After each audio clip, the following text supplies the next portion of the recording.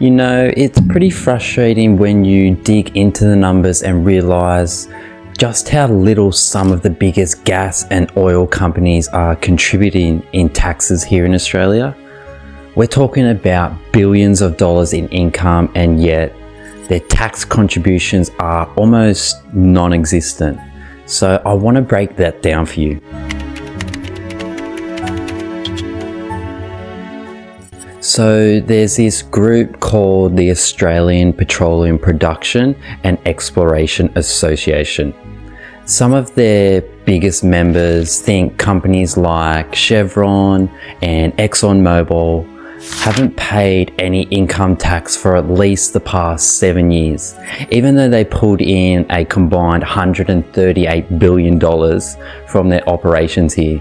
They've managed to sidestep paying their fair share. Take Santos, for instance. They earned nearly $29 billion, but only paid $6 million in income tax. That's really peanuts compared to what they should be paying. And it gets worse. None of the companies working on Queensland's coal seam gas projects have paid any income tax on their earnings either.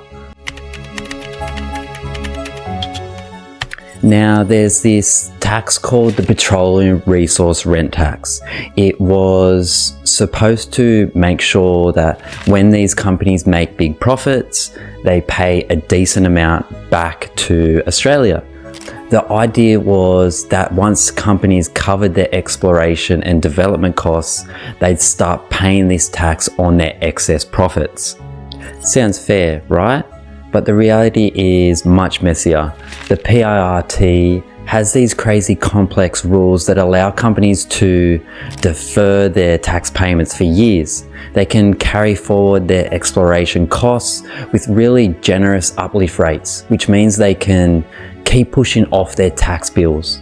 Even with some adjustments in the 90s, the system is still way too generous.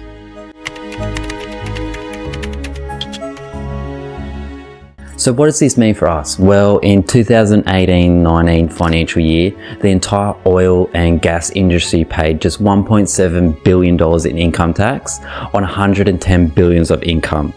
And that's about 1.5% of their earnings. Compare that to what they promised when they were trying to get project approvals. For example, a report in 2012 claimed that the Queensland coal seam gas projects would pay $85 billion in taxes over their lifetime. Yet since LNG exports started in 2015, they've barely paid anything. This shortfall in tax revenue means there's less money for public services and infrastructure. Remember all those promises of funding for disability support, parental leave, roads, schools and hospitals? Turns out we're missing out on a lot of that money.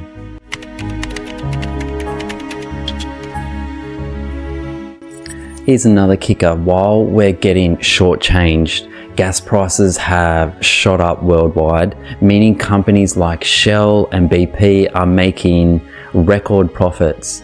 Shell, for example, reported a profit of 8.6 billion euros in the first quarter of 2022 alone, yet they're not paying taxes here.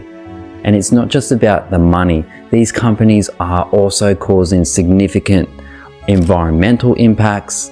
Globally, there's a push to reduce methane emissions, but Australia hasn't signed up to Global Methane Pledge, likely because it would clash with interests of these powerful gas and oil companies.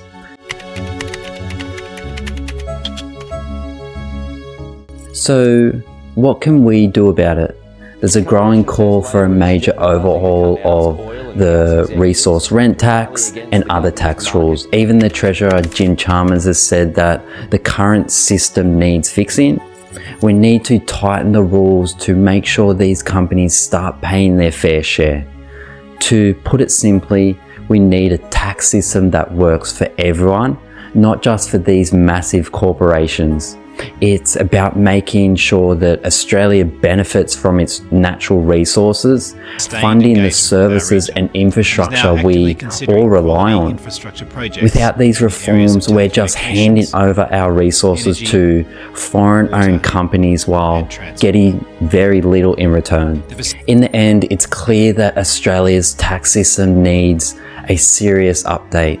We deserve a fair share of the profits from our natural wealth, and it's about time these companies started paying up. Let's hope our government steps up and makes the necessary changes. Well, that's all for today. Thanks for watching, and I'll see you on the next one. Peace.